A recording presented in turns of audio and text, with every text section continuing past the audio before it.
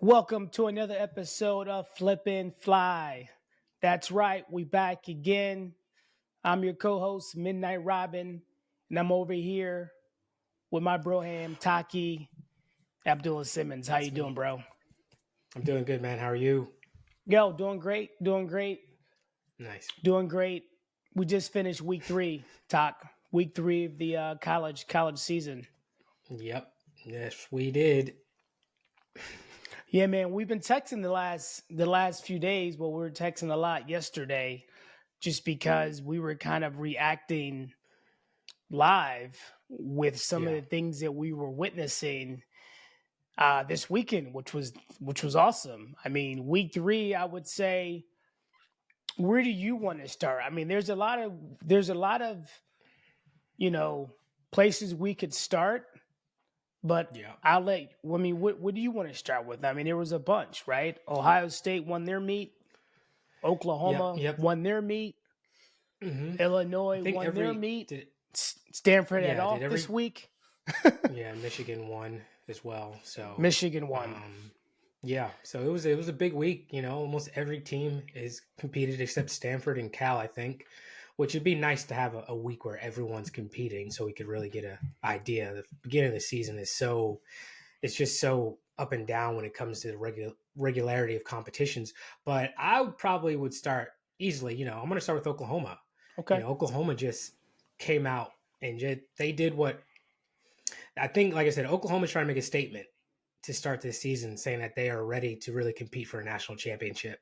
I felt like from just viewing their scores, I didn't get a chance to watch the meet online. But from looking at their scores, I think they probably hit in the 90-95% range on the day and went 420. And that is including a 1/10 tech deduction for changing the point. lineups due to, yeah, 1 point tech deduction for switching their lineup on rings due to a injury that happened, I guess maybe during warmups or something. So for them to go 420, and that's like what 8 points higher than they did all of last year. So they're definitely coming to play this year. Definitely coming to play. They got some standouts with Fuzzy Beanaz, to just killed it, and then of course Emery just so great. 15 on floor. He's looking like if he makes it to the Olympics, he's going to be competing for that Olympic Olympic event final on floor at least.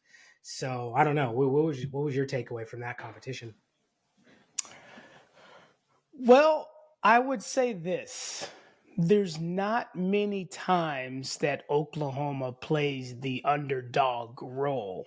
In fact, I can't remember the last time Oklahoma really truly played the underdog role. I guess you could say the last 4 years Yeah, yeah, Stanford was, favored, but Oklahoma was number 2. So to be number 4, I mean, for Oklahoma and their history and their their yeah, their winning their winning mentality, that's an underdog role ranked 4th for them. yeah, Right? For another yeah, for program, sure. 4th would be like, Yeah, wow, yo, we're knocking on the doorstep.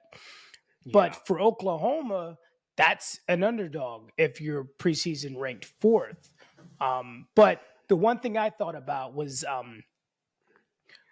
we were texting each other, and you were like, "Oh, you may go 420."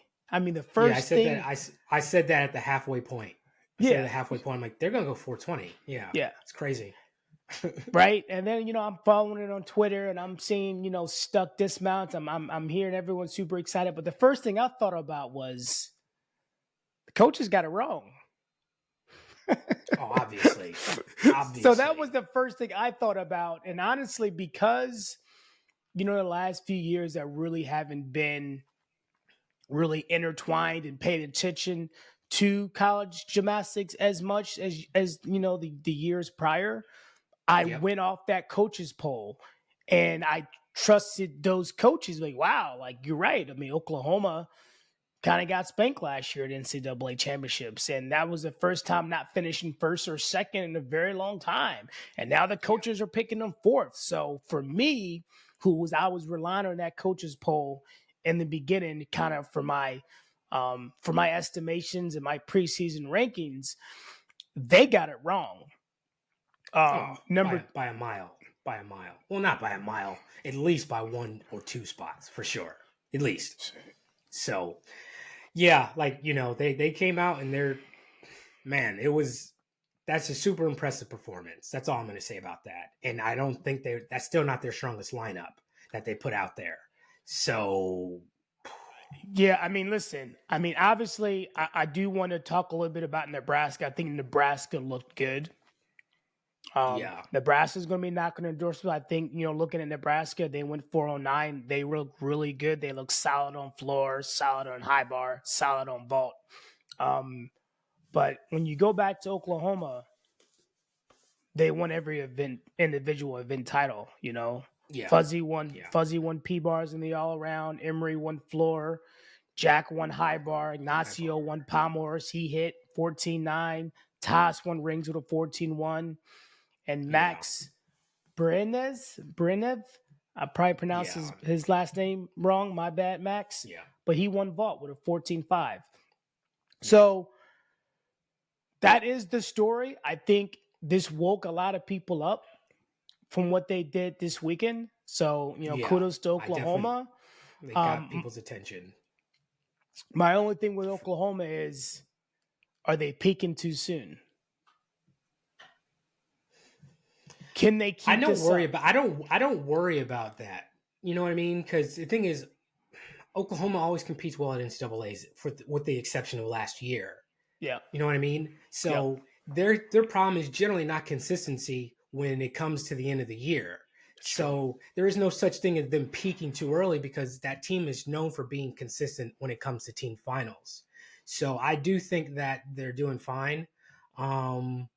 But another big story, I just to transition, was that Paul and Fred are back for Michigan.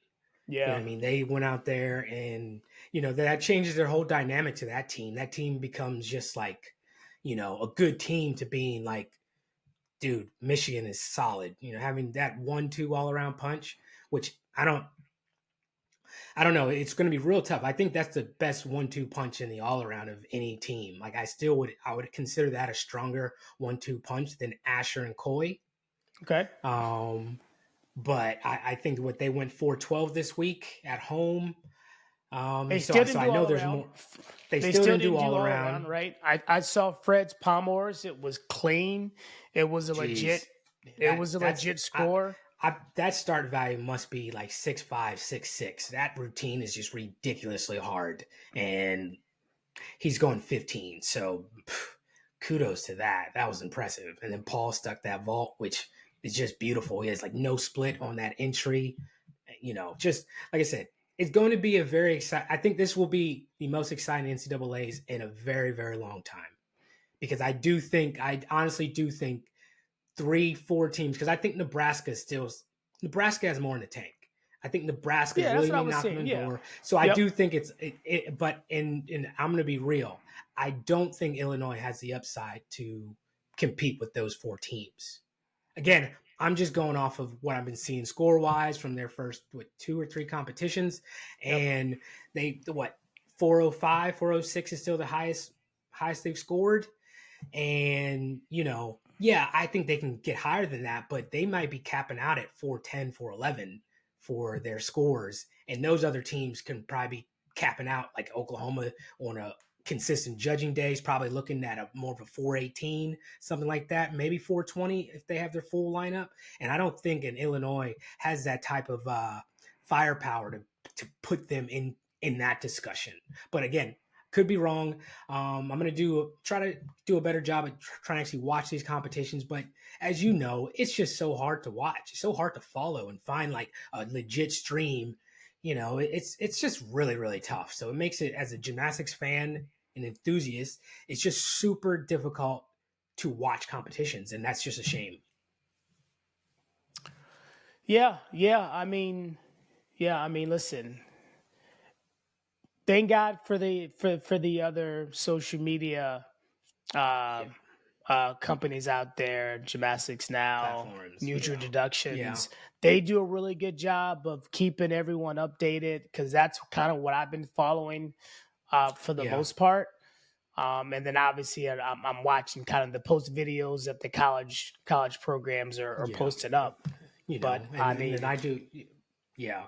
Well, like the programs, they do a decent job at least on Twitter on posting like the scores after each rotation, which by all means that's great. But I just think that they need to have a plan for maybe having a designated person for every competition to have two cameras on, and then to live stream it through IG Live or something, maybe even YouTube Live. Like I just know that they have to think of something. It has to be better than this. Like I don't even care if there's commentating. Just put a camera on the on the event and just leave it and just let people watch, because at the end of the day, we're missing out on some great gymnastics being done all over the place. Greenville, again, I always got to bring up Greenville, put up another team record, 388 this weekend, which yep. would have, which is beginning super competitive. So it was a big weekend. And then, I would be remiss to say that, to not bring it up, Penn State, they are look like they kind of laid an egg this past weekend. Put up only a 382. Well, I do want to say real quick 385. before we go into Penn State, Nebraska Yeah. did have their Facebook Live going, so I was actually able to watch all their events for Okay. Rocky So I didn't Mountain get a chance. because Okay. Nebraska had their Facebook Live going. So that good job, Okay. Nebraska was See, that. That's why I yeah, saw the good exactly. stuff they were doing. Yeah, and that Now, makes a now big as we difference. talk about what was that? The Navy Open that Ohio State won The with Navy Open, 397. Ohio State won. So good Yeah. job there. Ohio State looks like they're feeling that injury, doing well. I did notice you're right. I mean, Penn State did get third, but I also noticed that Josh Carnes only did one event. He only did floor. So I don't know if he got injured after floor. It looked like it wasn't his greatest score. He won a 12.5. Yeah. That's their big hitter. Not having him in the lineup for Penn State, that's a couple points right there alone just by him. Oh, Not well, having him on obviously, P bars, obviously. high bar, vault. Um,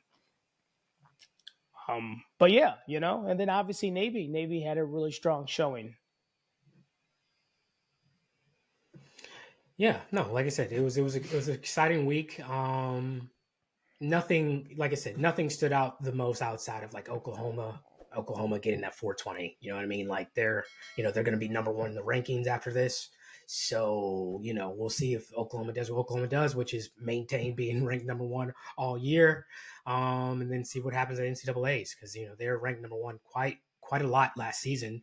So we'll see. We'll see how that all shakes down. Yeah, I'm definitely interested to see how Stanford does next week at the Stanford Open next weekend, just Yeah. because Oklahoma put up a big score. I know those guys at Stanford, they're very competitive. They Yep. do want to defend their title yet again. Will they put up a 420 I this don't know. upcoming It's gonna be weekend? interesting. It's gonna be interesting. Like, it'd be really interesting to see. Again, they've been winning for such a long time, and you just don't know what type of competitors they are when it comes to, like, do they actually care enough to want to be ranked number one? From a week to week basis, right? Are You know they what I just mean? From a looking week at, to week okay, basis, we'll or get them are at they only looking championships? at you know what I mean? Are they? And this goes back to that conversation I had a while back about Oklahoma wanting to be undefeated during those years. And for me, I'm just wondering if Stanford really has that to be like, dude, I don't want. It's like, oh, they can have that mentality. Oh, well, yeah, Oklahoma can be ranked first, but we'll beat them at NCAA's. They can have that mentality. That's fine. There's nothing wrong with it. But you know, I want to see if they're going to try to really be ranked number one all year. You know what I mean? To be this great of a team, I would love for them to actually go for it. Go for that, go for undefeated. Go for trying to be ranked number one. Go Yeah. for like, if you're the strongest team, actually go out there and prove it on a week to week basis. Well, And I'm I not would trying to love say that that they too. don't, but No, I would like to see them go for it in the yeah. season. Yeah, I mean, it reminds me of this, and I hope Stanford uh, takes the challenge. It reminds me a little bit like basketball. I'm going to throw out basketball analogy. the NBA. That scoring title is a big deal. All right. And back in the day, when it was the Kobe's, the D Wades, Tracy McGrady, all them, they were going for Hardens, that yeah. scoring title. So then what Yeah. they would do is like, yo, I'm sure they would look at the score, but yo, Tracy McGrady just scored 30, 40 points. On my next Yeah. game, I'm going to score 50. I'm going to one up that.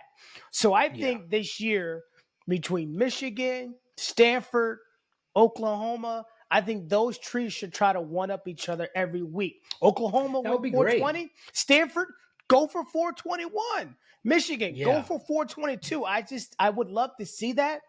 Yeah. This year, I mean, that It would would be create great for gymnastics. it would create great suspense or Yes. just great story. You know what I Yeah. mean? For these teams to like put it One out up there each that no, other. we are trying to actually get the Yeah. highest team score of the year. You know what I mean? Yeah. Like, dude, oh man, like we have some storylines in this season, We and it do. would be And I know, great. and I know It'd it's be- an Olympic year, so everyone, the top guys from these programs, got that in the back of their head. But just Yeah. for a second, don't worry about that. Stay in the Go moment. for it. Stay in the season. moment. And go I want to for see it. the first team to break a 421. You know what I'm saying? That's what's next. Who's going to break I want to it? see. Or Who will 425. break it? Who's going to like 425 seems crazy. Woo! Can someone push for that 425? Can someone do it? You know, roll that dice. Because and I just don't- let it go. Because You know what I'm saying? again, because after this year, these scores are going to reset and all that stuff, and it won't be that easy because a new code's coming out. So this is Yeah. the last time. It's like, are we going to get the highest score of all time for this code this year? Yeah, That'd be great. that would be I'd amazing. love to see it. That would be amazing. I'd love to see it. Yo, let's go. Let's go, Stanford. Yeah. Let's go, Michigan. I feel like you guys. 425. Yeah, I mean, Taqiy went 425. Yeah, that's going to be crazy. Yeah. I want to see it. Let's get it. All right. I mean, next thing I want to talk about, like I said, we had a lot of action. So I think we kind of talked about kind of the main competitions that were out there. But we got to talk about H&I because we had a big comeback that happened. Don't call it a comeback. We had a big comeback at H&I in Houston, Texas, man. Brody Malone. Yep. Talk. Brody First Malone, of all, first time out there. I wasn't following it, so it was a shock to me. I had no idea he was competing. I don't know if he told people he was competing. I'm sure his teammates and his coaches knew, but I didn't know. So that was great. I thought this was kind of early for him to be competing in my mind. Yeah. But you make sense. Like if he maybe wants to do something at Winter Cup, maybe do something at H&I. I saw his P-bar routine. They showed that he didn't do a dismount, but it was pretty good. He did a rings. layout. He did a dismount.